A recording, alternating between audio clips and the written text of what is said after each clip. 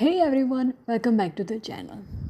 Today's video is a bit personal. It's about a moment in my life that made me stop and ask, why do I want to have more positive thoughts?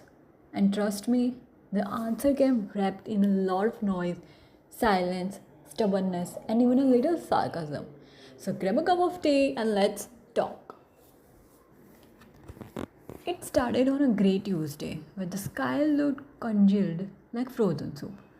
I was sitting in the corner of my room, my little sanctum, pretending to read, but my mind was busy replaying conversation I'd rather forget. My thoughts were a cacophony, one louder, more chaotic than the other. What's worse, some of them weren't even my own. Some were planted there by obsequious voices always trying to please, even when their compliments dripped with sardonic undertones.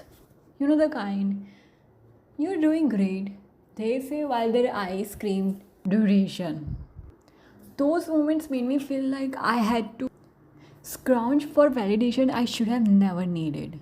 Then came the worst part, complacency.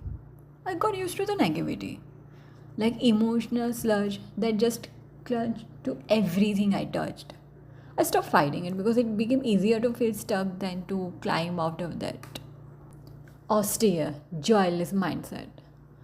Life has its way of nudging you, or in my case, showing you off a cliff. One evening, after an argument that felt more like Caterwauling than conversation, I sat alone.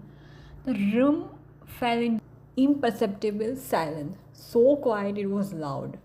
My mind was racing with speculative thoughts. Am I the problem? Why do I keep repeating this pattern? Why do I deign to listen to the worst parts of my brain and treat them like truth?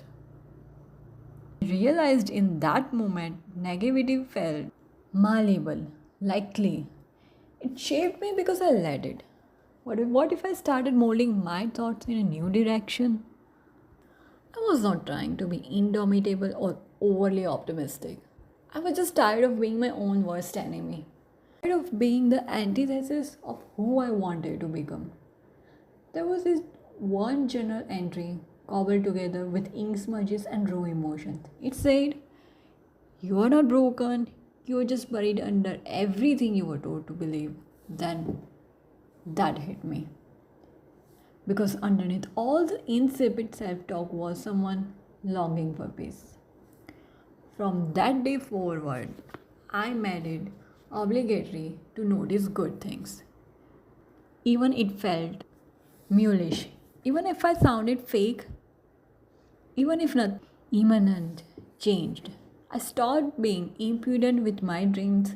I started setting lofty intentions. I even conferred with people who truly cared, not just the ones who tolerated me. It wasn't all sunshine. Some days were perilous, filled with doubt and fear.